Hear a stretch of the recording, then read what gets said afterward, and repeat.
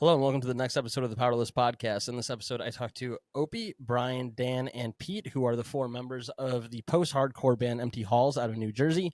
We talk about the start of the band, where everybody comes from as far as their influences go, where they started writing music, how they all came together, and what it's like for them to include all their different influences, both lyrically, songwriting-wise, instrumentally, etc., into the project. Kind of talk about each band member's different roles, and how they all use their strengths and cooperation to really get the ball rolling with this project that I think anyone that listens to anything from metalcore, post-hardcore, emo, all those kind of genres that have a little bit of breakdowns, a little bit of angst, and also a lot of melody, will really appreciate this band. Definitely something there for everyone that listens to anything in that sort of alternative rock, alternative metal vein. And it was just really great to dive into these guys' brains, kind of hear what makes them tick musically, both individually and collectively, and what they want to do with the band going forward. So again, I really appreciate that Bryan, Opie, Dan, and Pete all came on for the episode.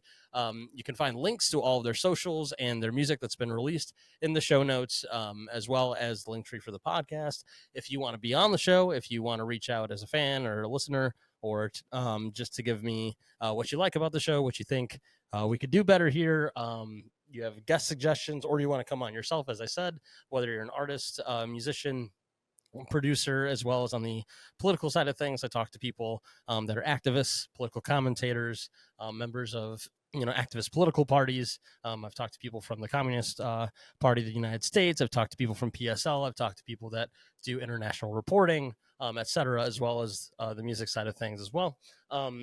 So anything in that vein, if you're interested, you hear this and you want to come on the show to deep dive music or deep dive news topics, current events topics, everything in between, please reach out. It'll be at thepowerlesspod@gmail.com. It's also the Powerless Pod on all socials. There's a Discord you can join if you want to start joining in with the community more routinely, have conversations about music and politics and episodes and things of that nature. There's a Patreon if you want to support. It's $2.50 a month, literally less than half of a cup of coffee at this point if you go to a coffee shop for an entire month. And there's merch, just like the banner in the back here, that you can purchase. All of that will be in the link tree below, as well with all of Empty Hall's information. And that's really about it. I hope you all enjoy this episode with Empty Halls, post-hardcore band out of New Hampshire.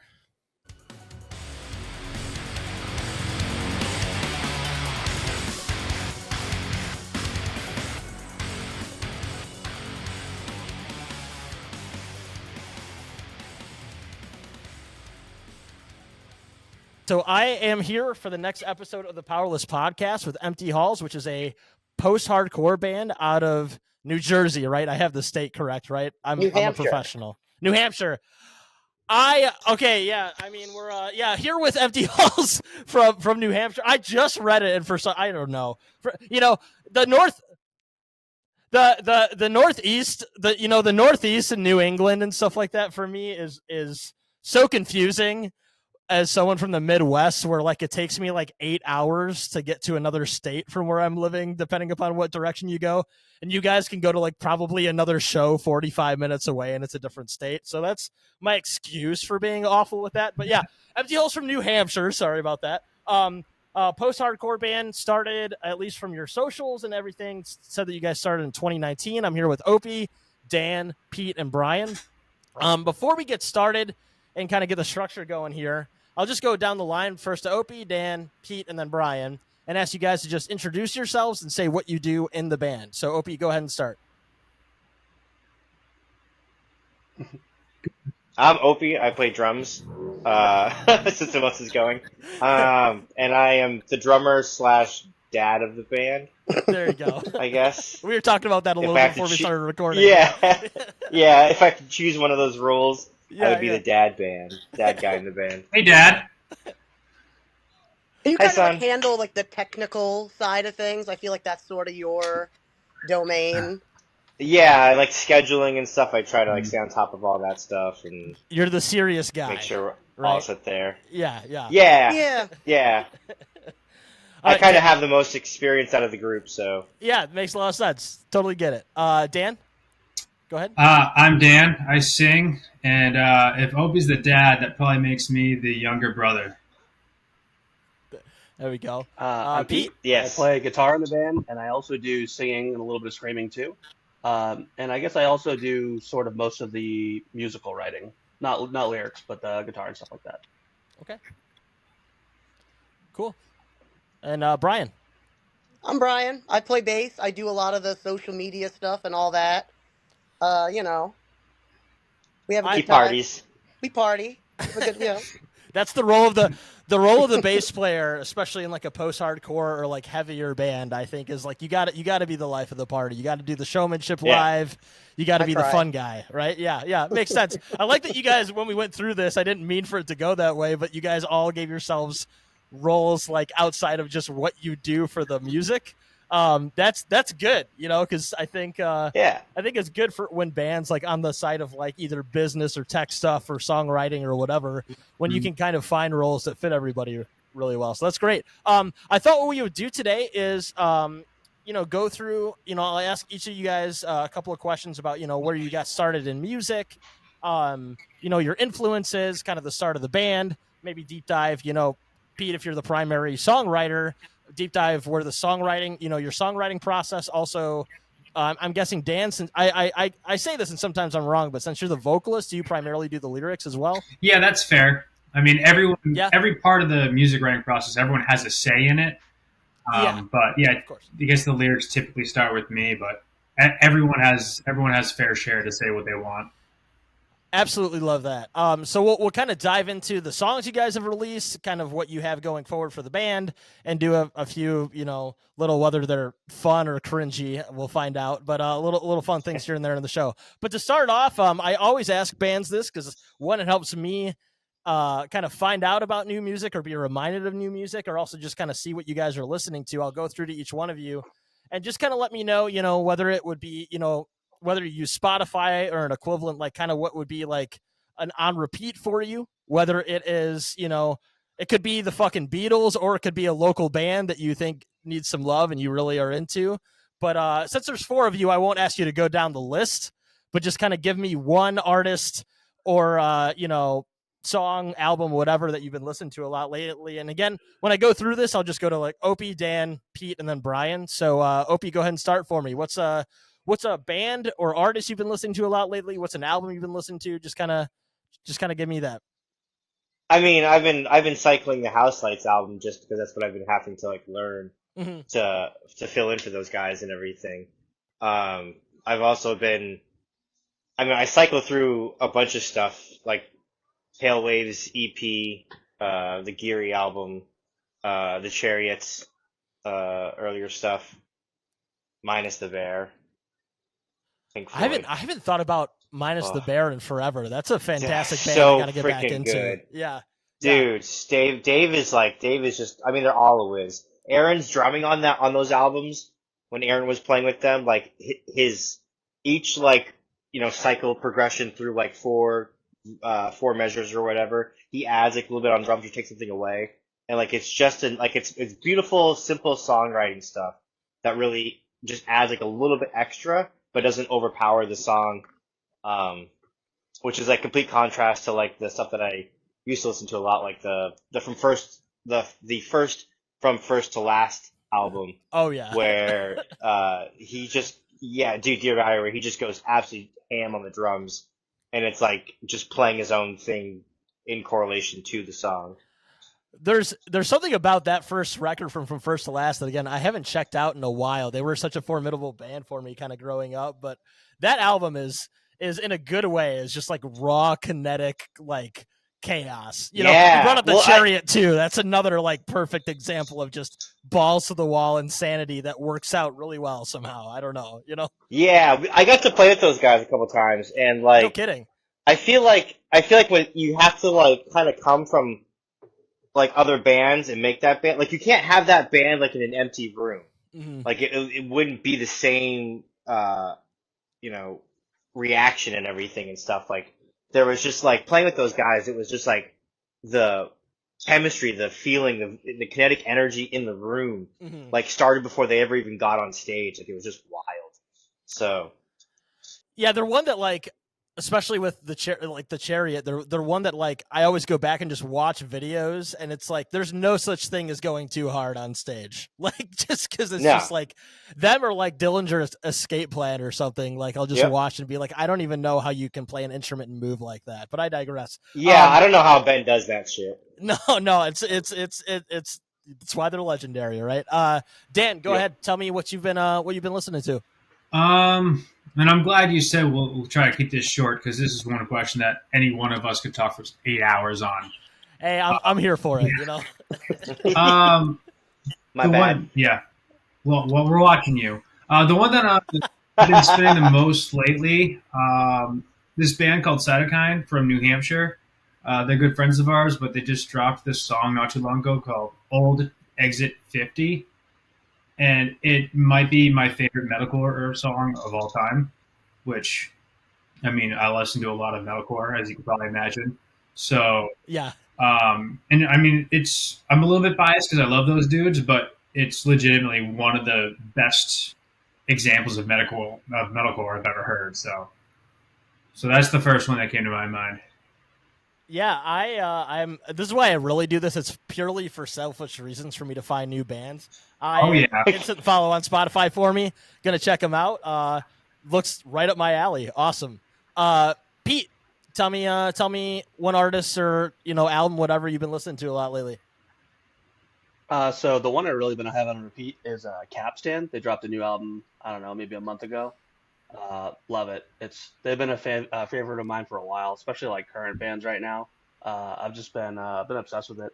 They have a song called Final Words that has like this interlude that everything cuts out and then it just slowly builds up and it does it for me. It's been on repeat nonstop.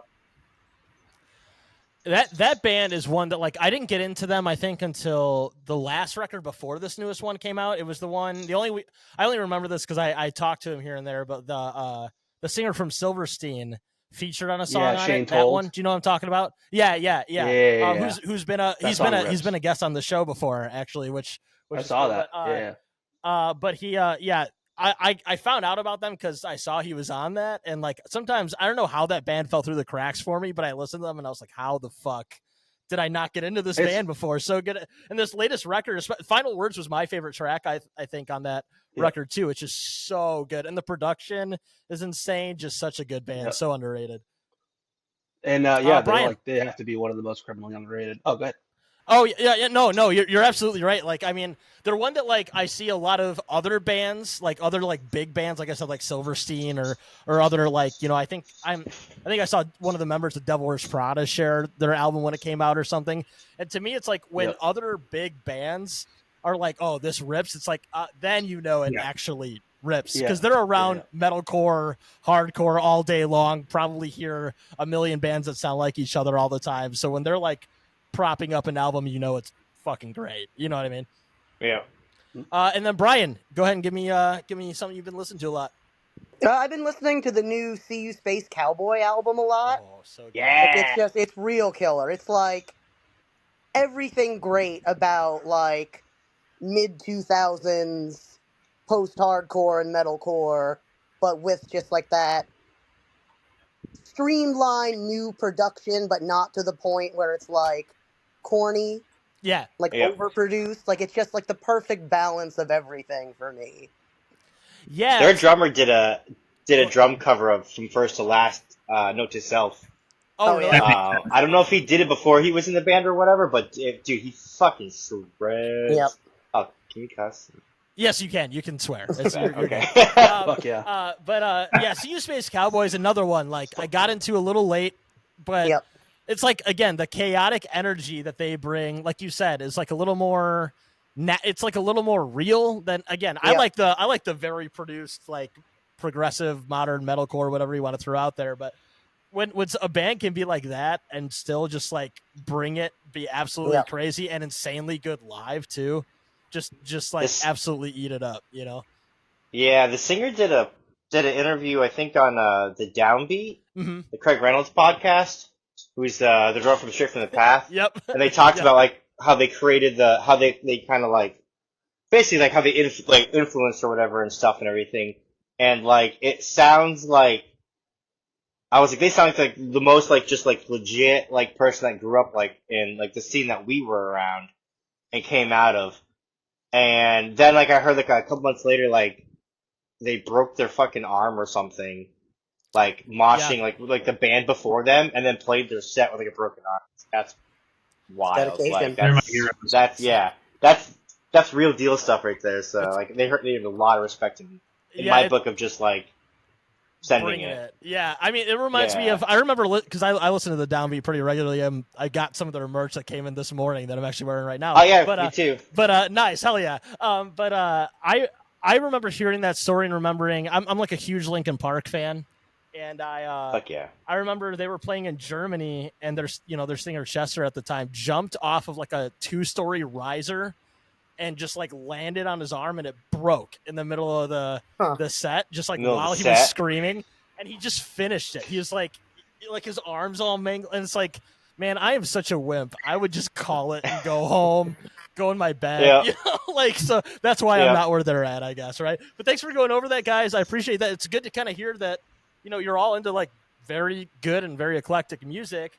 Going from there, I guess I'll go around to each one of you and just kind of ask, where music kind of first started for you at like a serious level. So, obviously you grow up listening to whatever your parents listened to at a young age.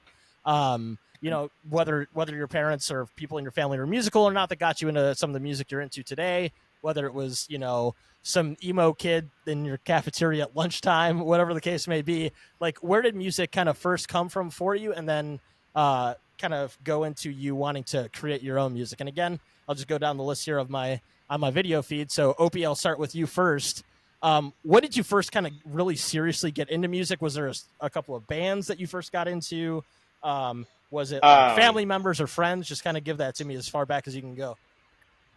So, I mean, there's a picture of me sitting on my dad's drum set when I was like 5, I think, maybe, or something. I've got it upstairs, actually. It's like my uncle played drums out west, and he actually played for Steve Jobs in Steve Jobs' garage. Well, in the backyard, but like when Steve Jobs was in the garage, and got offered a job by him and turned it down because he was like, "I'm here to play drums." So music has always been like I've always been around it, like ever since I can remember. I remember watching like Def Leppard's "Round in Your Face," "Pour Some Sugar on Me" video, and just being like, I want to rock like that. I started my first band when I was 14. It was me and another kid, and we played our first show when we were 14. He was 13, and then I started my first bar cover band playing drums when I was 16, and did that for 2 years until I left for college. So I mean, I've just always played music.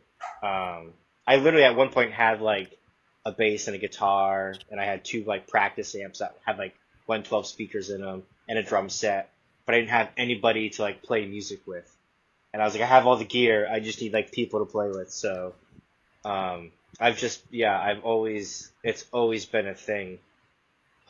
Watching those videos growing up from like the 80s of just performing on big stages and everything, is definitely like what was like kind of like lit that fire, I guess, or whatever and stuff. Like I used to play outside with sticks as guitars and stand on like the old foundation and stuff. My grandmother would laugh at me, and my uncle was like, "Yeah, he's got all the moves, but he can't play a lick yet." So, but that's kind of where it started for me. Was just like it was just inception, I guess.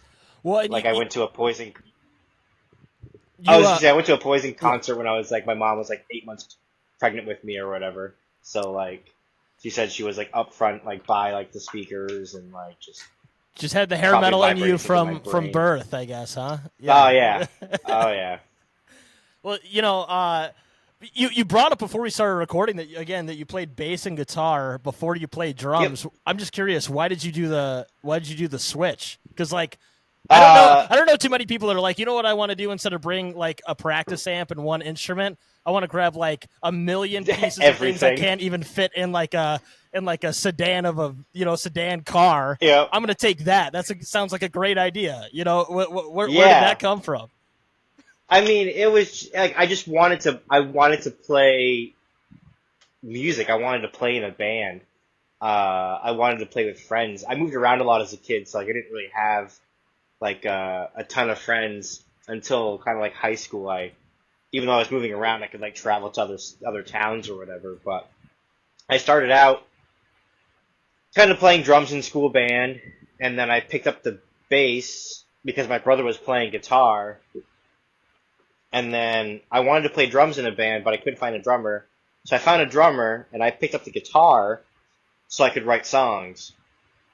And I got like a guitar for my birthday. And then I met another guitar player or bass player, but he was like, "You're a better bass player than I am, and I can play guitar and sing.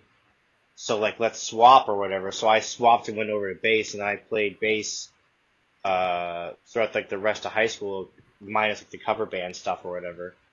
And then when I went to college, I joined up with Wolves Among Sleep, and that's when we signed to Blue Duck and did that little bit of touring and stuff. And I played bass with them. And then when I came back, when I left the band, it's like I want to play drums again. So I went back and like doing like cover band gig stuff and everything, just trying to basically. Makes sense. Yeah, I mean, it makes sense. Yeah, just, like it was just wanting to play music, you know. It was just wanting to be creative. Like I love writing, and I like the writing process, and I like feeding off of people's ideas and like watching something just kind of like take shape and stuff and everything. And we were talking about this actually because we're writing stuff right now.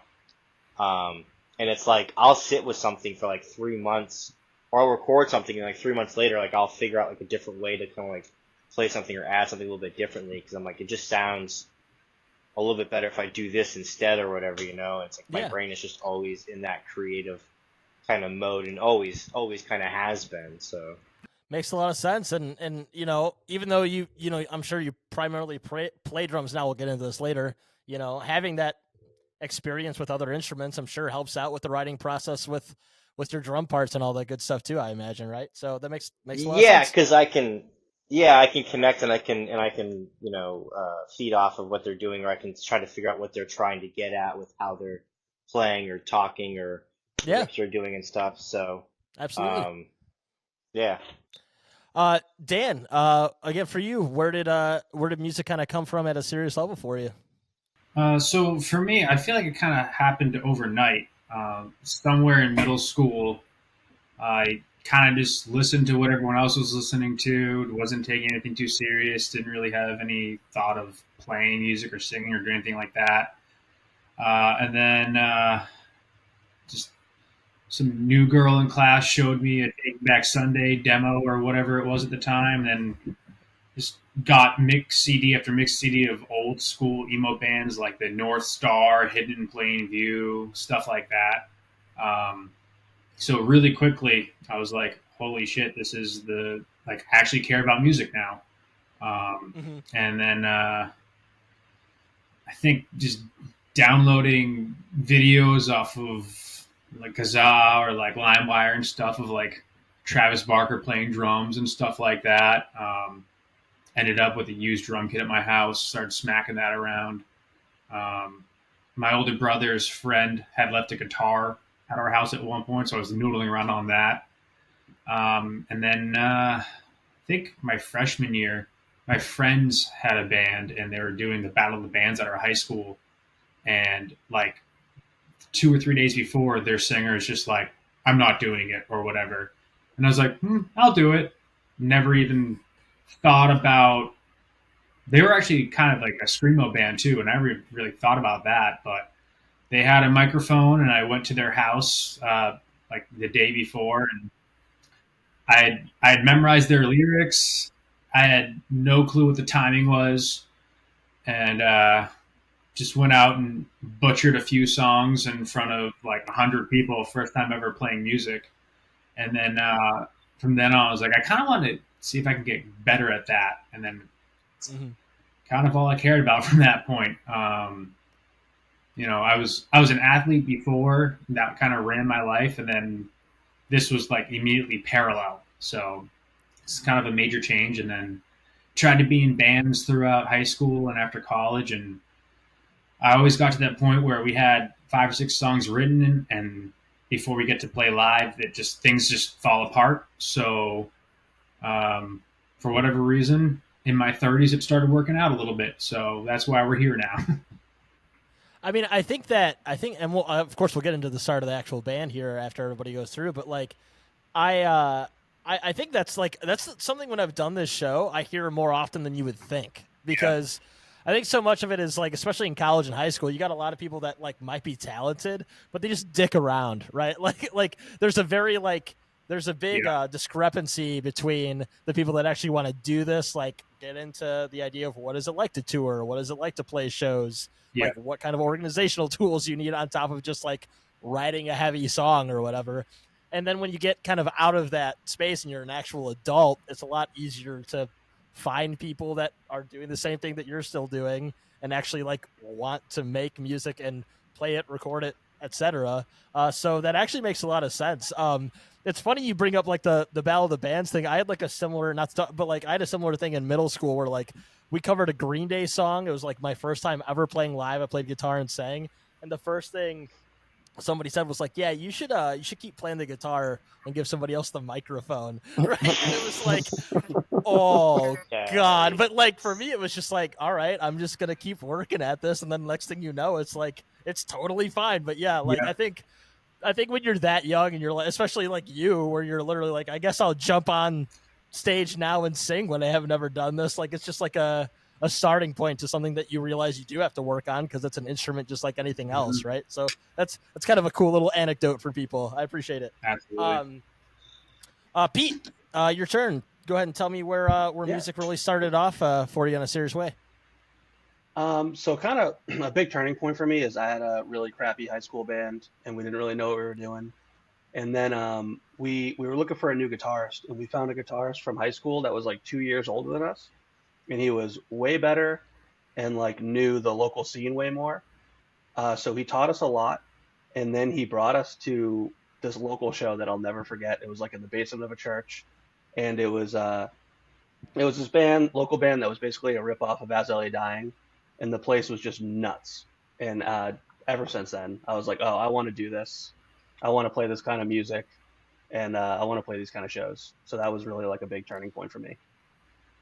And you want to be exactly like Tim Lambesis to the nth degree, right? Everything, right? I mean, maybe throttle backwards a little bit on that one.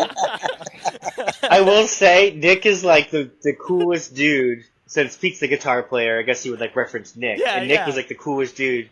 We got to play with those guys. It was like my 22nd birthday. And like Nick was the coolest out of all those guys. Was he the? Like he actually hung out and shit.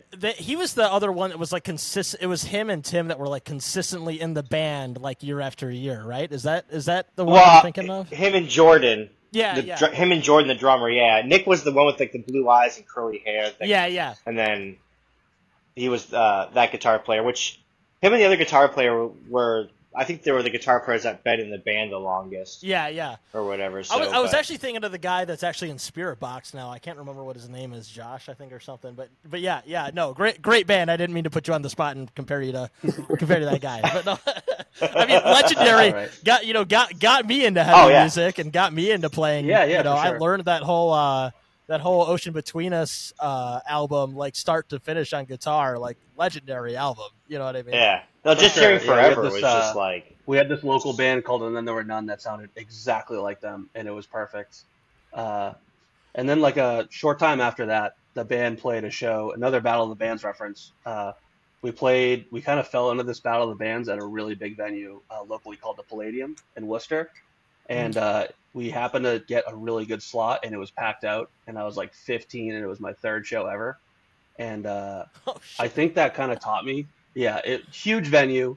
We were terrible, but I think that really like taught me that you could kind of like if you just show up, you'll like trip and fall into these really cool things, and it doesn't matter if you suck. Like just keep showing up and keep getting better over time, and that really opened a lot of doors for me.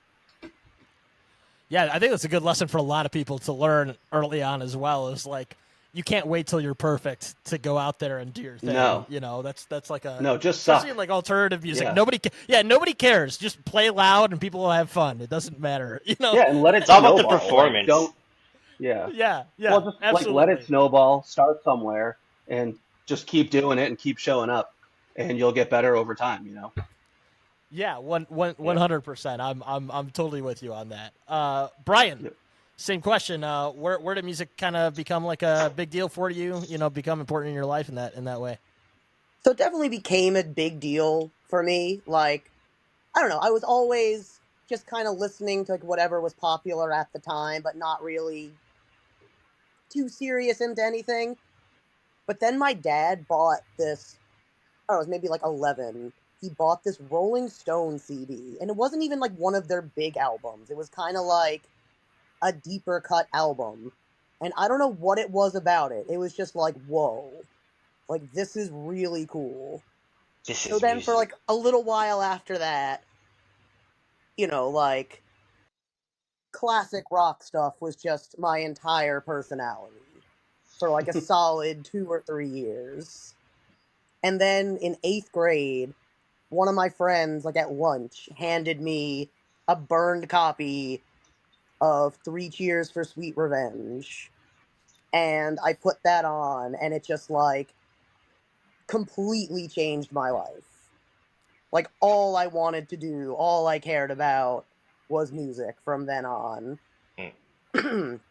Like I never played a show. Like I never, like I'd like get together with friends and like make noise in the basement, but never anything that was serious in any way. Like I didn't play my first show until I was 22, and it was kind of a weird show. It was in this indoor amusement park that had like an event space in it, and we were opening for. Do you know what AJR is? AJR. I'm not familiar. No. It's like these like three brothers, and it's like this weird teen pop music.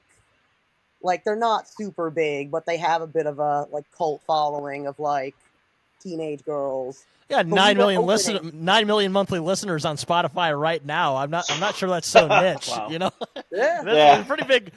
I bet if I listened to a song, I probably had heard one before. You know what I mean? Yeah. You probably recognize it. Yeah. But yeah, we were opening for them, and it was just like the strangest thing I've ever seen. Like they had all these like SpongeBob samples, and they play a melodica.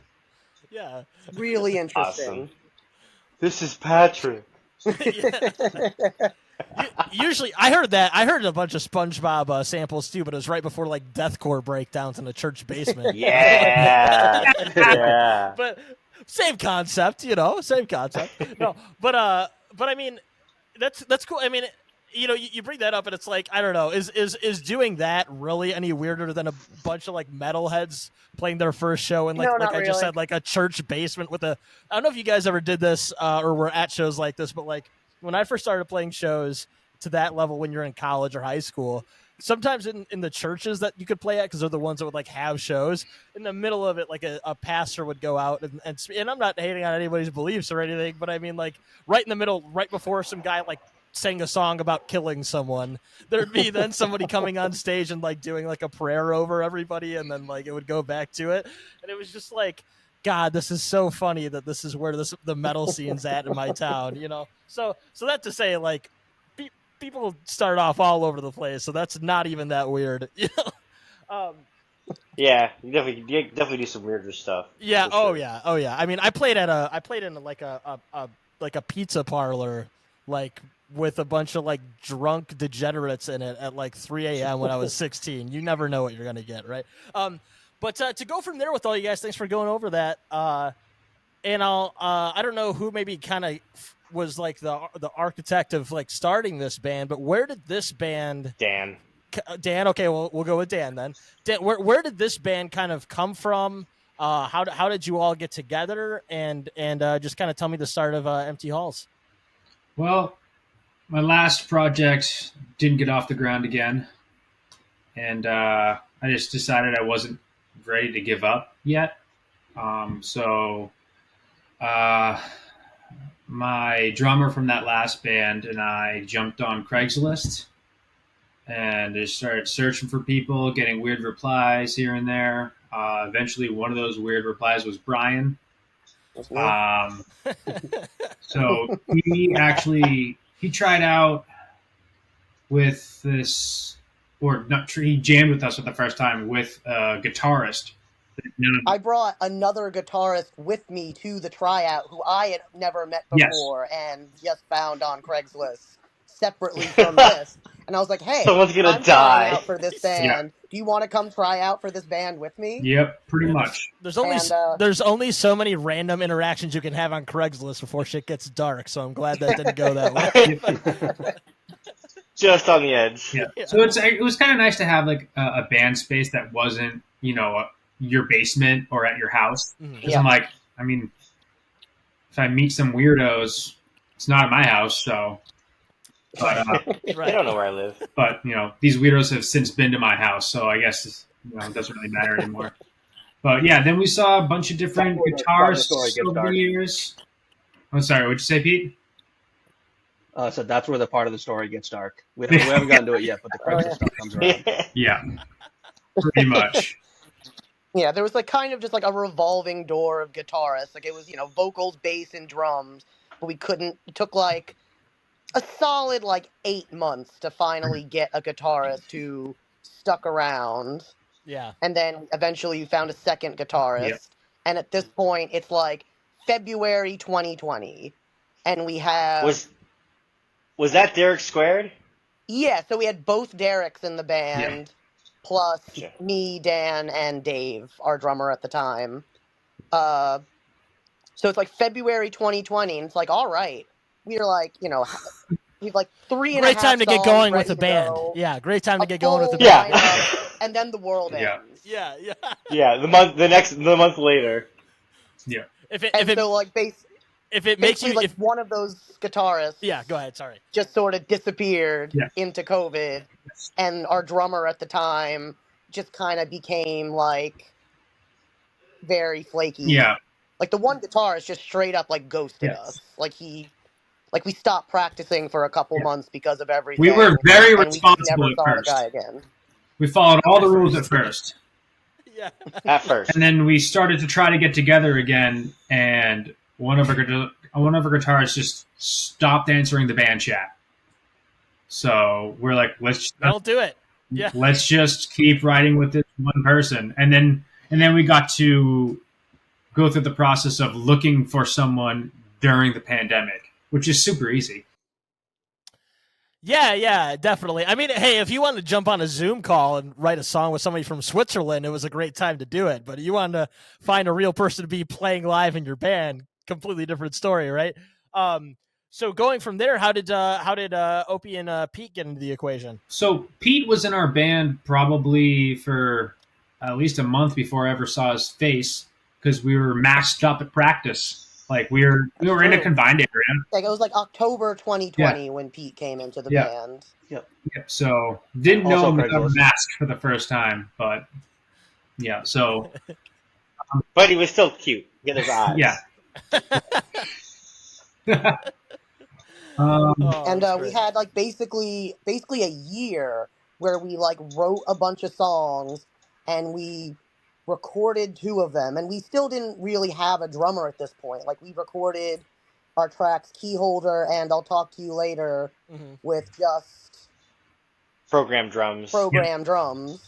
Yeah. And we were recording a video for it with just like a fill-in guy playing drums. And while we were shooting that video, like Opie sent us his like demo videos of his playing.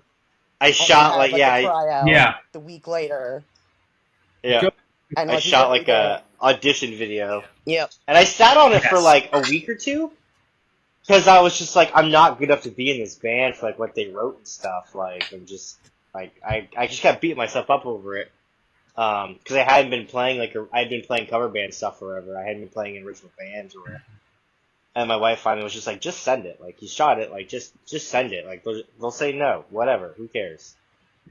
And I was like, all right. So I sent it over, and Bryan was like, we're actually, like, shooting a video right now, but, like, we like what you got. Can you come try out? So if I would have just sent the video after I first shot it, I probably would have ended up in that video. But I show up to the practice, to the jam space or whatever, and I have this little, like, 18-inch kick drum that like Dan thought was a toy, and like we sit down and play, and he wasn't there. I don't think you weren't there. Oh, okay. Ah, that's what it was. Okay, yeah. So like we just like started kind of jamming, and I kind of knew like Keyholder and I'll talk to you later a little bit, but not super well. But like all the transitions of like songs, like I just kind of fell into them, like the way they wrote them and stuff. And the other guitar player was like super jazzed about it. And then when we loaded out, we spent probably like an hour or so like just like shooting the shit in the parking lot and like just vibing like super hard. It was because we're all pretty much right on the same age. I'm the oldest, but we're all pretty much like 36ish. Right? You're 34, 35. Almost 34. Not quite. I thought He's you a were baby. 34. Okay, well then I'm full of shit. I'll be 37 He's a in baby. June, but that's right, you are the baby. Just a baby. But so like the other guitar player is Derek. That's not with us anymore. He was just like, so like, you want to join our band or what? And like Pete had already gone home because he had to work in the morning, and Dan was like, well, I think maybe we should talk about this first. And I was just like, I mean, I'm down. I'm having fun. Like, whatever. So, like, we shot some... Did we shoot those photos that night? Or was that the next practice? I think that was like the next practice. The we ones took that are those up on pictures. your So it was- on your socials and stuff. You mean? Is that what you're talking Yeah, about? like our Least- first... Probably some I older don't ones. know At if least we're some of still. them. I don't know if we're still Yeah. using any of those. If you go back, you can kind of find whatever. But it's like us in the mill buildings or whatever. But that was just like, yeah, like our second rehearsal or practice or whatever. Mhm. Whatever ones that I'm wearing, like, my in-ears with. Because it was literally like Pete's Mhm. girlfriend came like to practice or whatever and just shot them for us real quick so we could throw them up because they had those two songs and they released them. So like Yeah, we needed him. we were trying to like put stuff together for it or whatever. Right. Because we got a show offer. I came in like I think I came into the band like just before Thanksgiving, No, just just before Christmas, and then like because we dropped the single, we dropped Keyholder like on New Year's Eve, I think. Yeah. We I had, thought it was already out we when had I gotten came to the in, point, yeah, where we didn't want to wait until all the pieces fell together anymore. Like before we met Opie, Yeah. we had Right. kind of gone through so many lineup changes and so many things. We were just like, screw it, we're gonna record music and release it and become a band. And if we're only an internet band and we never play shows because we can't get a lineup, who cares? Like let's just make music and have fun. And then Mhm. basically as soon as we decided we were done waiting, it all fell together anyways. Yeah, I came into the picture, and then after I came in, like January or February, we got a show offer, In something like that or whatever. Like in super 2021. This is, I guess, like early 2022. Okay, I gotcha. Yeah, because I came in at the end of February 2021. 2022. Because Pete was in the band about a year before I was. Right. And that's why they was kind of like, fuck it, we're just gonna release shit. And then I just happened to like show up like right as they pretty much were doing that. So, and then we didn't even really have much out there for like stuff or whatever. And NH Bookings like asked us if we wanted to play this show. Fuck, I can't remember. It was Trading Tombstones. If not for me. If not for me, that was In what Sync it was. with Me. Yeah, Not for me. on like a Wednesday. In Sync with Me on like a Wednesday night. And or Fathom whatever. Farewell. It was also Sync Oh, with yeah, that's Me's right. first show. Yep. Yeah, it was. Yeah, because Kenji showed up for those guys and everything. Yeah, it was a crazy show. I hadn't heard of If Not For Me yet or anything, and like it was a wild first show. So it was kind of one of those I things. don't think where, like, anyone it had all heard just- of If Not For Me yet.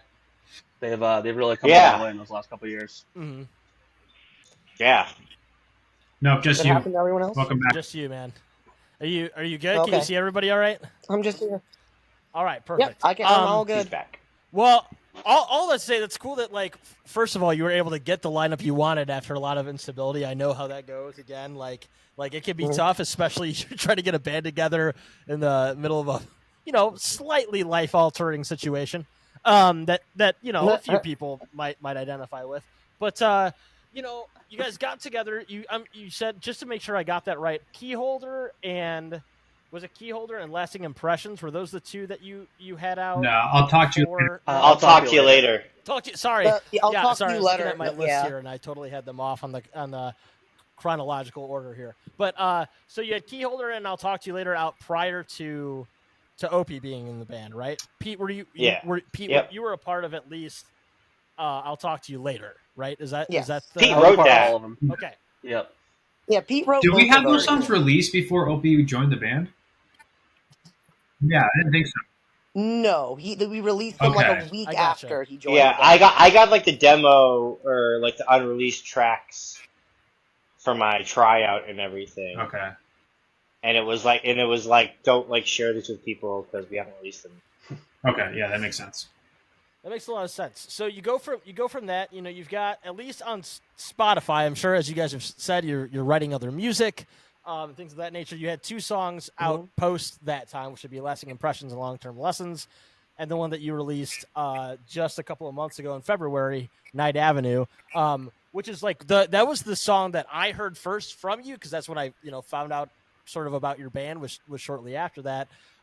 What I have to say about your guys' band that I really, really enjoy, and it makes a lot of sense from what you guys were talking about earlier, both with influences and like what you're currently listening to, is there's a lot of like that, it's kind of weird to use the word classic with post-hardcore, but I think you get what I mean at this point because we're 20 plus years into this genre. Very like classic post-hardcore sounding, both from the instrumentation to Dan, your vocal delivery in a good way. When I say all that, like I think it very much like it's distinguishable from a lot of other post-hardcore bands or metalcore, whatever alternative metal genre you want to throw out there, and that like it really feels like you've taken so like the best elements of that kind of classic post-hardcore sound that I'm sure we're all around the same age, that I'm sure you guys kind of really like dug into, and you're bringing it to kind of like the modern era, right? So I guess like the next thing I'd want to talk is first the music and then maybe get into the lyrics of these songs.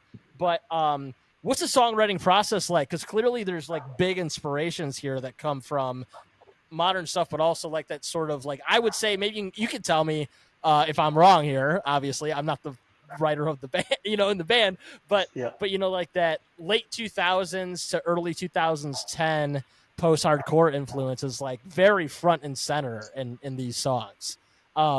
So I guess like, what's the songwriting process like for these? What are the inspirations there, and just kind of speak to that. So those first 2 songs especially, and kind of most of the other ones, I sort of wrote the whole song, or at least arranged all the music for it, and then I would bring it to the band and just try and be as open as I could be. Don't say this is the song, we're playing it, play it my way. And then I would just let it evolve as kind of everyone learned it, and everyone said, well, what if I did this? What if I did that? And I think, trying to be open and not just me writing it, it really, when I brought it to the band, it really amplified it. It really brought it up another whole bunch of levels. I don't think the classic sort of post-hardcore sound was intentional at all. It's just what I like, and it's just kind of what came out. I come from like a kind of metalcore and metalcore background as far as bands I've been in, but I've always been more into post-hardcore. Mm-hmm. So I tried to not write metalcore songs at all and just write post-hardcore songs. And then naturally, not on purpose, they just kind of ended up halfway between the two. Yeah. How'd that break Makes a lot of get sense. there? So, but I'm going to ask you a little more specifics because I'm a total music nerd when it comes to production, writing, all that good stuff. Do you use plugins when you write? Do you write with MIDI drums? Are there like, are you just plugging right into your amp and jamming it out? Are you kind of doing like a full on demo? What's your process there before you bring it to the band? Those songs actually were demoed on BandLab. Because I took a bunch of time off of music and all of my stuff was outdated. And kind of when I jumped back into it, I had to figure everything out. So I'm kind of in the process of learning like Pro Tools and really struggling. Those songs, I did them on BandLab. Yeah. Uh-huh. Oh, it's so hard. So I did those on the demos anyways on BandLab with like a Spark amp, like super low tech, but it's cool because it's all cloud based. So like I could write something, or I could write the song with MIDI drums and everything, and then everyone else in the band could like go in and listen to it and like dick with it and change stuff or like put in their own part. So like that cloud-based system of BandLab is kind of awesome, even though the actual interface is, you know, mediocre at best. Yeah, that's really cool. I actually didn't realize because I've never used BandLab before. I'm broken modern, so I use Reaper because Pro Tools Okay. that you know that price. I'm like, nah, I'm not. I can't do that. I can't. You know, I Dude, wish Reaper's I could. great. But, I Reaper's decided great. 6 months ago that I need to suck it up and learn it because that's like Uh-huh. what I should do. Like, I don't know, I just got it in my head, and And I it's the absolutely standard, regret right? it, and Yeah. I'm about to go backwards. Yeah, it's so not user friendly, and I think like my writing over the last 6 months has suffered because I'm constantly like struggling to remember how to do stuff and like watching YouTube videos instead of focusing on writing. Yeah. Just I think that's like that's the key. At least you know from I'm not talking about myself. I'm really amateur with that stuff. But like when I've talked to bands from an array of careers and all that kind of stuff, it's like just what's the quickest way I can get an idea down to the in the realm of like when I send it over to my bandmates, it makes sense and we can do what we actually want to do with it, right? Because like you can learn that's all BandLab. you can learn all the bells and whistles of Pro Tools, but like until you decide you're going to self-produce and mix a record, do you really need to learn the ins and outs of Pro Tools, or can you do what works and send it over to somebody else, or whatever the case may be? Well, that's the thing with BandLab is it's so instantaneous and like everyone can just kind of access it whenever they want and then add stuff as they like and stuff. It's so good for demoing in that aspect. Yeah, that's and I'm sick. kind of in the same boat with Pete because I just bought an electronic set here so I can try to track MIDI drums. So the first two songs, Keyholder and I'll talk to you later, where they had program drums, you listen to those, and then you listen to the other two songs we released. You can hear like the real drums. Because I went to Evan Sammons, who's he's the drummer from Last Chance for Reason, who just started up again, and he's done like pre-production for The Contortionist, and he works with like Jason Sukoff. He worked on the new Job for Cowboy album. Like he does like all kinds of stuff. He did the new Kanashi album. He's done a bunch of stuff with Kanashi and a bunch of main bands. And I was like, I want to have real drums on our recordings because I feel like it does add to it. But as far as like demoing stuff, like MIDI drums makes it a lot easier, and Pete can kind of like put out like an idea of like this is how he has it. Here's the drums in his head, and then I can go, oh, okay, I can see what he's going for, and I can kind of mess around with it.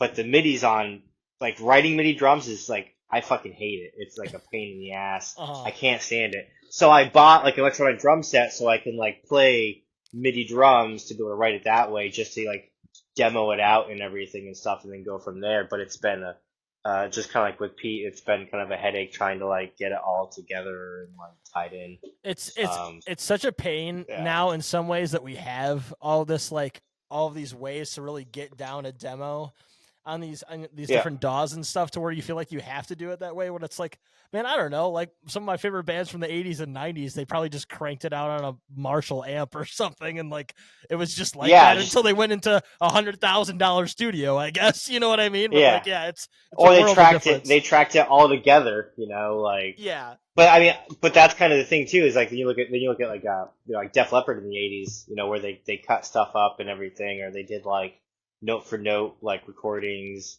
you know, or you look at Queen when they did a Bohemian Rhapsody, you know, and it was just like they pulled all that shit off without any clicks or any guidance, any pitch correction. You really don't need to hammer it home how amateur we all are compared to the legends. You know, it's fine. Well, no, but it's just the fact of like I think people get lost in the sauce of like making the perfection when it's like just get the idea out there. You know what I mean? Like just like get it out there, and then you can kind of fuck with it. And it not being exactly perfect sometimes makes the song, like that album Dear Diary. I don't think they did that to a click, if I remember right. I think I heard Travis talking about it in an interview once or whatever and shit. And it's like this push and pull, and like it just makes that album make it feel more raw, and like just makes it feel like kind of more aggressive, I think, and stuff. So I think we try to balance that line. For a modern context, the first EP or album from Knocked Loose no click track, right? Like, Yep. so, Yep. so, that's, that doesn't mean you shouldn't use a click track. I think people should use click tracks, but Yeah. that's to Well, say, that's the like, thing, you it's can, you can do whatever you want if you really want to, as long as that a good song is a good song is a good song, right? Like, and that's where, exactly. the songs you all have released, like the only big issue I have with your guys' band is that you don't have enough songs out. You got to put more out here. You know what I mean? Because the songs are great. The Nice songs, save. Wow. like what that's a good problem to have, right? No, I Yeah. thought it was a compliment. Is that like Pete said, when I said that classic post-hardcore sound, what you said was actually accurate. That it's like that time where post-hardcore and metalcore were so like intertwined. Bands called Yep. themselves both interchangeably. That's kind of what I was getting to. Yeah, Yeah. and They're it's just touching dicks. yeah. That's the technical term for it. Yes. But I think the songs are absolutely great from a songwriting standpoint. I think the production on them is really solid. Well, I think Bryan mentioned earlier with like the CU Space Cowboy kind of stuff. It's not like overly mechanical, right? Like it's very like Yeah. it's got like that real energy where you feel like it's like a really good performance. It's not like some, you know what I'm saying? It seems like you guys can Pieced sit in a room. together. Yeah. Yeah. So like I really, really enjoy that from the musical aspect, production aspect, all that with your guys' songs you've put out. Dan, you mentioned for the most, that you spearhead the lyrics of Mhm. these songs.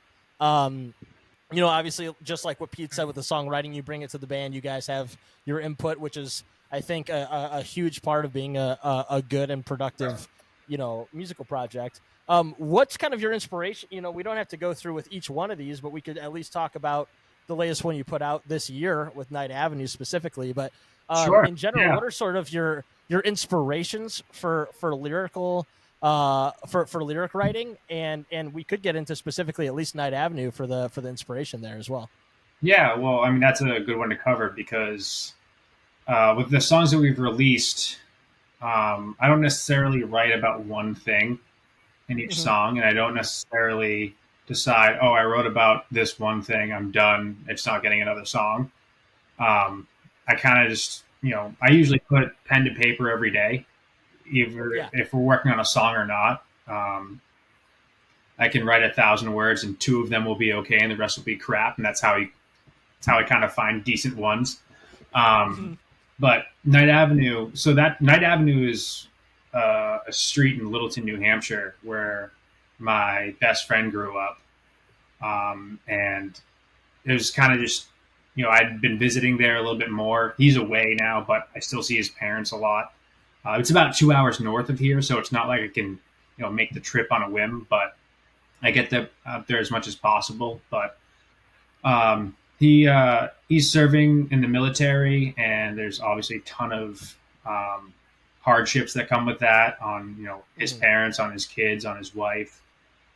So I was just thinking about how the way we had each other's backs as kids, and the way I have his back while he's away, and the way he has all of our backs here, doing what they do.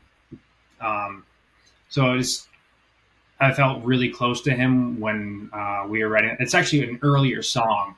It got released last, but I think we had written that before even Keyholder. Okay. But yeah, so I mean, it was a good enough subject to kind of go with the style.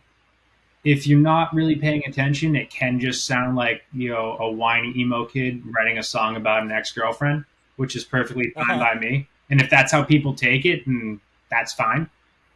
Right. But yeah, I mean, this style of music, you're not going to be writing about like sunshine and the good times.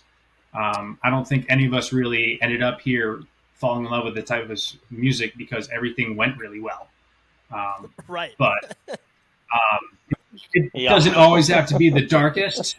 So, it sounds kind of depressing, but I think there's elements of hope in it. And I hope that's what people get out of it too. Well, I think thanks for going over that, and I think that's like a very relatable song to people, even if they kind of get the gist of what you're talking about. Even if it's not related to somebody, say, being in the military or It could, it could be a whole sort of things with kind of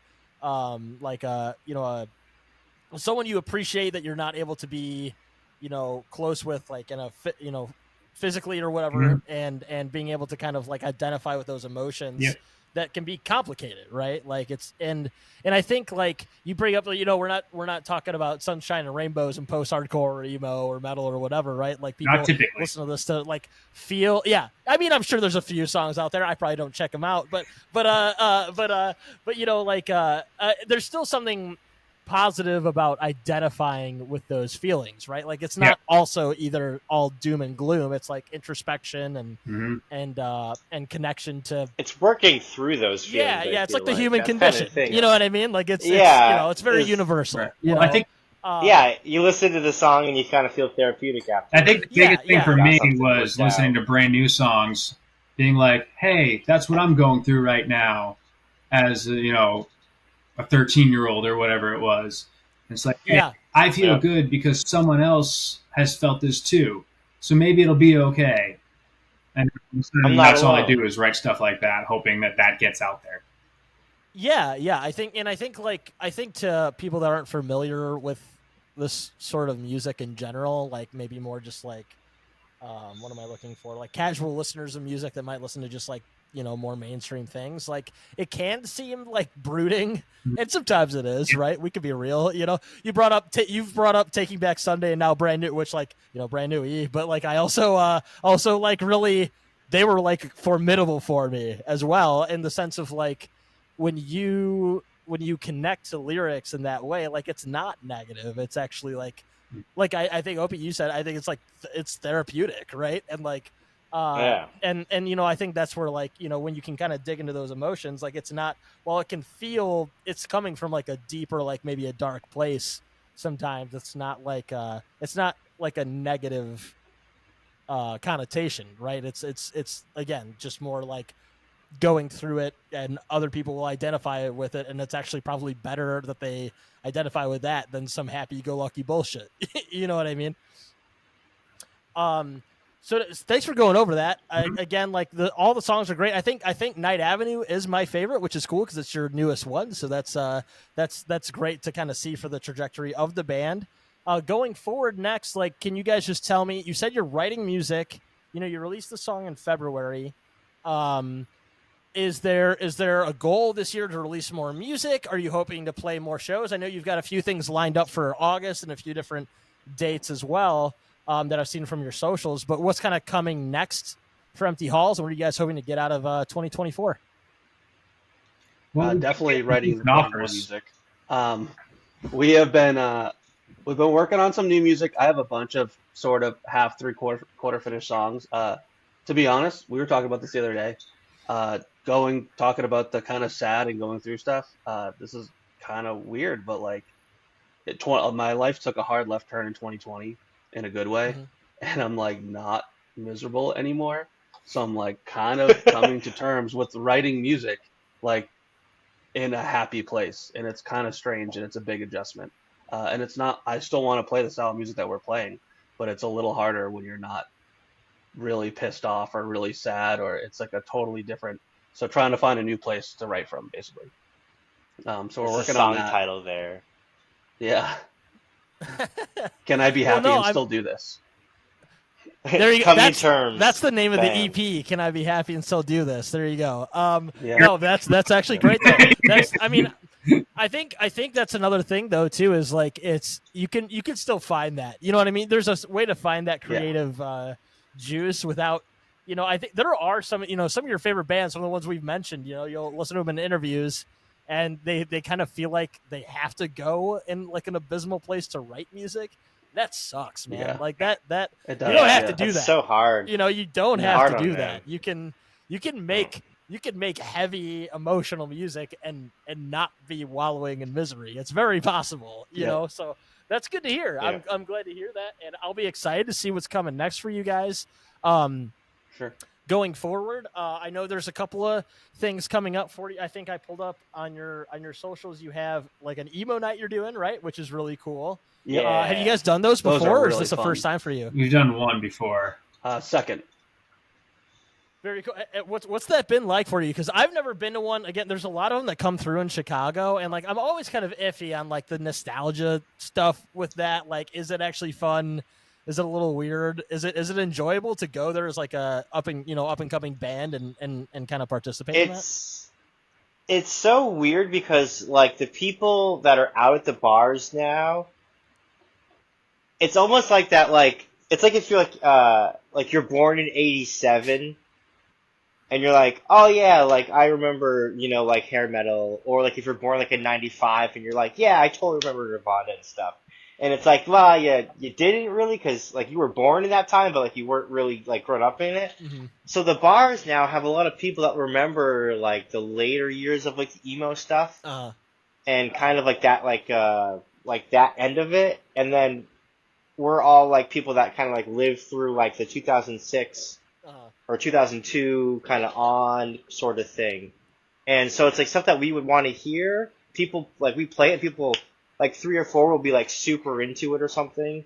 And then we'll pull out, something like super poppy or like super popular, like if it means a lot to you or something or whatever. And like everyone will go like nuts in something, But it's like we play we play Note to Self, and people are like, there's like 10 people that are freaking out, and everyone else is kind of like, or if we play that Attack, Stickly. Yeah. Like, it's like half the room is like, hell yeah, and the other half is like, what the fuck is going on? Like, no clue. and it's probably the older people sitting down that are really digging it at that point, right? Like, yeah. yeah. We so try like, it's real balance it between like the stuff that we actually want to play, and like the super basic, like mainstream kind of My Chemical Romance. Sugar, we're going down. Stuff. Yeah, so either you can, the whole bar can like what you're doing, or like a quarter of the bar will lose their shit because you're playing Stickly. And we kind of try to like ebb and flow that. It's funny you say that too, because then like, I've talked to a couple of people that have hosted those, and one of them, like one they did one in like one of the bands I'm I've done several episodes with on the show or whatever and talked to. They did one in Virginia where they put on a Bad Omens song, which you would think would be like what would connect to the younger generation of like people into this, and like everyone was standing there and didn't know it, and it's like I thought this band was like one of the biggest in the world, and like it was like the deadest part of the night. So it's just like, I don't know, it's the same deal. It's like just kind of pick what you want and people have fun and fuck it, like that's we try to walk that line. Yeah, that's cool that it's enjoyable though, because like I want it to be fun, but like part of me when I hear about those things, I'm like, man, there's a little bit of me that's like, I feel like I would just like I would wallow, but I guess I'm just a cynical asshole, so that's more on me. But a little bit of nihilist. It was funny because we played there, like we played our first one or whatever, and then the next night we had a show. Oh yeah, an original show, and it was at like this kid's house in like this basement with like the oldest PA ever with one speaker, and it was just like pouring rain and everything was wet, and it was just like it was kind of like miserable, and it was just like how did we go like last night where like we felt like we were like on top of the world to like playing. It was like this such like a roller coaster of kind of things or whatever, and I to me the emo night thing is really cool because you're just like hanging out with your friends, singing along to all the songs that you grew up listening to. But your friends are playing the songs instead of like listening to it on a radio or something. Yeah. So it gives that like live performance energy to it. Right. Yeah. No, that makes a lot of sense. That's really cool. I'm glad that can be fun for you guys, and that you get to do another one. I also saw you're playing like another show in August, right? With like some like a festival you're playing, right? Herd Fest. Yeah, Herd Flock Fest. Yep, up in Maine. Very cool. Are you guys, other than that, are you guys kind of hoping to play more shows this year, kind of get out there a little more, and or what's kind of like, other than the songwriting that we discussed, what else are you guys trying to do for the rest of the year? So we're trying to really focus on writing and then finding another guitar player. Just because of like the stuff we want to write, like we don't want to have to backtrack a bunch of like guitar parts. Because Pete kind of writes. We've been playing with just 4 of us, like the whole year. Like we've just playing with the 4 of us with backing tracks for one of the guitars. And in a lot of ways it is like easier. There's just fewer moving parts to deal with. But there's just something I don't know, aesthetically and performance Yeah. wise, it's not quite the same Yeah. as having that full I agree. 5-person Yeah. lineup. Just gotta And have, the writing thing too. you just gotta have Pete Oh, though. sorry, go ahead. No, you just gotta have Pete have 2 guitars on, one lower than the other, and play both parts. I'll just do the Right? double Steve neck. Vai style. Yeah. Yeah. Yeah. No, I get that though, because again, your music's obviously catered to having 2 guitar players. That would make sense, right? Like, as much as I'm sure, like, Yeah. you guys have a good, relationship between each other, it's kind of hard to add somebody else into it. Like, if it's a necessity, you got to do it, right? That makes a lot of sense. Well, that's the thing is we tried out Yeah. some people, and it's like just trying to find like the night that I tried out, we spent almost more time Yes. chatting in the parking lot than we did playing Yeah. music because it was just like the vibe is cool, and we've tried out some people, and all the vibes like some guys have been like super cool or nice, but like it just hasn't quite like hit You don't that, want to settle. that chemistry point or whatever. Got to be picky. Yeah, Got to so- be picky. Yeah. And I mean, like Bryan's been working on writing some songs and everything too. So like, this is our first kind of go around where like everything's new to everybody. Yeah. Like Night's Ab was kind of an older song that got reworked when Pete came into the band. When I came into the band, like pretty much everything was written MIDI drum wise, and then I had to kind of like meld that into like what I would play and stuff and everything. So like this is the first time we're kind of like all coming from scratch. So I think we're all trying to like find how to like how to like kind of get our ideas organized to be able to really get them like hammered out. So because like I'll sit on guitar and like noodle around, but like I'm not really a guitar player. Yeah. So it's like I got this riff, but like how the hell does this like correlate to what's going on or something or whatever? And it's like, oh, what are you playing there? And I'm like, I don't really know what I'm playing. It just sounds cool. Like and it's like, oh, well, that's in drop D, not drop C, so we can't use it. So it's like I think we're really trying to focus, because I mean, a lot of bands, a lot of shows like that have booked out already. So we're kind of taking stuff like if something gets offered to us and it's like if it's with friends or if it's a good like networking thing for us or if it's a new area that we haven't played, like we'll take it. But we're not just taking everything. We've turned down a bunch of stuff this year because we're down a member and we're just trying to write and then find that 5th person. Yeah. To kind of ride on with. So. Well, then this is a PSA for when this comes out. If you haven't found the member in the next couple of weeks, to hit up Empty Halls if you're in the area.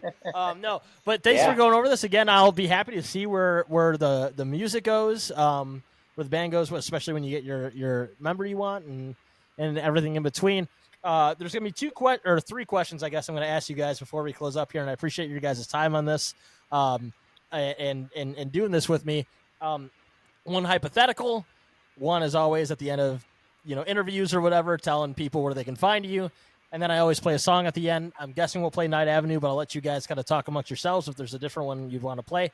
But the question I'm going to ask is a hypothetical for each one of you. You guys seem like fun people, so I'll do this. Sometimes I don't when people are overly brooding and serious. But again, I'll go Opie, Dan, Pete, and then end with Bryan. It's a hypothetical of, say you were either in this band and everybody else left, or you were starting a new project, and you got to add any members, living or dead, of any project. Who would you want in your dream band lineup? Again, no one's holding a gun to your head. You could change this tomorrow when you're talking to somebody. It doesn't matter that much, right? But tell me, like, if you could get your dream, like, fantasy band lineup, who would you put in your band? It'd probably be the only stipulation, just to be clear, you have to be in the band. So that's part okay. of it. Yeah. So I would do Josh Grogan on vocals, Ben Wyman on guitar. I'd either go with Fran from First to Last on drums and vocals, or the drummer from First toAst, and then I would play bass. Okay, I was going to ask, what are you doing? Okay, gotcha. And I would play bass. That's a hell of a lineup right there. You got that quick. And then the second guitar player would be David from Botch minus the bear. Okay, nice. That's a great lineup, and that was super fast. You actually had no problem with that whatsoever. Yeah, that was good. you got the question before, and I'm sure ADD. I can put that shit together like this, but I cannot take out the trash. I don't know. That was a good lineup. Dan, same question. So I can't create a lineup like Opie and offhand like that. So I think sarcastically, I would solve Seosin's frontman problem. Say, hey guys, come on over here. I'm your full-time guy now. You don't have to worry about those other two guys that are okay. Awesome. Hell yeah. Yeah, Cove and Anthony Green, famously just like mediocre. Two of my heroes. You know? Yeah. I'm gonna clip that part out, Dan, and just send it straight over to them to so that way they know. No, that, because then we're gonna lose One of our Dan. Instagram posts. So we fucked. yeah. No, but I mean, to be honest, that kind of works because Seosin is a band. It's kind of funny. Seosin's a band that, like, over time, as they've like, done hiatuses and come back, they're sort of like a band that started normal and came back, and even though they're majority the same members, they are a super group. You know what I mean? They're ready to go. Like, Yeah. They're out of the box, ready to go. Like, Yeah. I still remember Shake and bake, baby. the first time. I think it was Bo in their band. The first time I saw him do his like 6 guitar spin in a row right before like a breakdown hit. It's like, this is not a human being. Like, this is, this isn't, like I said, them and like the Chariot and a few other bands. It's like, how are you a person? I don't understand. There you go. That's a little bit of a cop out, but I'll give it to you because it is a super group basically. So I'll give it to you. That's a good one. Pete, go ahead. Well, I'm going to circle right back to Seosin. Cove is my singer, 100%. I saw him a couple weeks ago with Seosin, and he is insane still. I'd have Jesse Cash from Era and Ghost Atlas play guitar. So good. So good. Ooh. He could do no wrong, and then Yeah. he can do that like Cove voice too in Ghost Atlas. So like them vocal harmonizing would be perfect. I would play like rhythm guitar or something. Man, I don't know if you could do that, but I'd probably take the drummer from Seosin too, from that first album. That was sick. Andrew or something, right? I'll look it Yeah, up. and then I don't know who I would have as bass. That's kind of a tough one. You could just go. You could not to diss Bryan here, but you could go. Bryan! You could go full metalcore. You go full metalcore and just pick a laptop. There you go. There you go. Yeah. There you go. You're getting it done, dude. This is okay. This is why I hate like like how they have the AI stuff at the top of Google now instead of actual Google searches. This is the Oh, I original hate it. drummer. Oh yeah. The original drummer of Seosin was Pat McGrath. That was on the Translating the Name EP. Is that who you're talking about? Okay, no, actually, sorry. I mean the self-titled album. Oh, the Bug album. Yeah, I gotcha. Yeah. The one with like the beetle on it. Yeah, with Cove. Yeah. The best one. Yes. Agreed. Yeah. That's a great lineup. Do you have a bass player? Or you go on laptop. Right in front of Bryan. You know what? I'm going laptop. Sure. Well, On you can't laptop. be your own band, right? Hey, Who's the bass player from fucking As I Lay Dying? oh, that's in. You're talking about the one Oh, I that's in don't know. Spirit Box now. Is that the one you're talking about? Is he in Spirit Box now? Like Josh something or whatever that he's sings backup? he quit As I Lay Dying, and he's now in Spirit Box actually. Yeah, and he does the harmonies on their records now too, and Nice. and Yep. he's so good with them live. It's insane. So Yeah. that guy's He did good fit in that. That's my Yeah. new choice. yeah. He's great. That's a good pick. That's a metalcore super band if I've ever heard of one. Pretty good. Yeah. Bryan, end it out here. No pressure. You're the last person. You got to really give a good one here. Okay. I'm going in a completely different direction. I'm In playing the Rolling bass. Stones. David Gilmour from Oh. Pink Floyd, Robert Fripp from King Crimson, Bill Ward from Black Sabbath. Man, that's There you great go. too. That's a fantastic lineup. You guys, again, this is why you're a good band. You got a good eclectic rounding here of all these different groups. Yeah. The only like overlaying is Seosin, which that's fine. So great. And again, so thanks for doing that. Sometimes people find that awful. I think it's fun. Whatever. It's my show. That was great. Yeah. Last two things again. If one of you can just share where people can find your band, your merch, your music, all that good stuff, your socials, and then just you guys can pick which one of your releases you want to play at the end of this. Bryan, what are our socials? Okay. Everything is at Empty Halls NH. Yeah. NH as in New Hampshire. We're on Instagram, Facebook, Spotify, Apple Music, YouTube. Amazon Music. I think we're on Amazon Music. No other TikTok. stuff. Title, all the things. One of you these days, I'll start posting Technically, we TikToks. have the TikTok. We just TikTok. don't- I'm gonna go ahead and I give you use it. advice though. Like, don't. It's awful. But no, it's useful. I don't wanna It's use useful. it. It's useful. It's useful. It is useful, but like I like watch like YouTube and stuff. Like that's my social media. So, Yeah, like, I don't- yeah. Well, you said you're all in your yeah. 30s like me, right? That's for the Yeah. that's for the youngins, But if you want to Youngins, you want to yeah. get some young fans, I guess it's a good way to go. All right, and then unless I said Night Avenue because obviously that's your most recent song, but if you guys would rather play a different one, Good with we that. Do you can want to do that. lasting? Nights Ave? Let's go. I say Nights I- Ave. Let's go with the new one.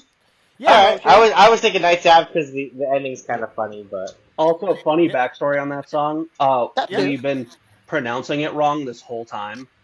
We always called it Nights Ave, and then someone went to go take a picture of the sign for Yeah, the it's album, Night Ave.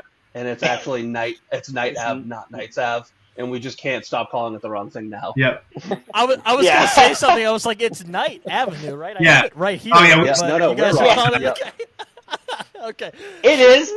I'm just 37 and never learned how to read, so There you go. Well, Opie, Dan, Pete, and Bryan, thanks so much for doing this. We are going to play Night Avenue on the recorded version of this when this comes out here from Empty Halls from New Hampshire. Great chatting with you guys, and I hope you have a great rest of your day. Thanks, Brandon. I hope your Yeah, ear thank you, feels man. better. Thanks. You too. guys. Thanks. Fun time.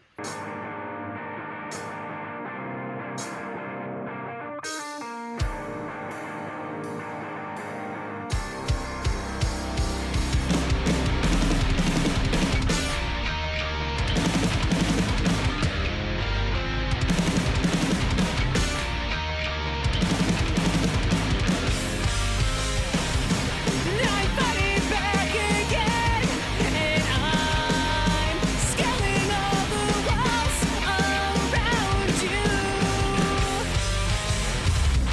You lied to me. You saved me from the truth that you were going through.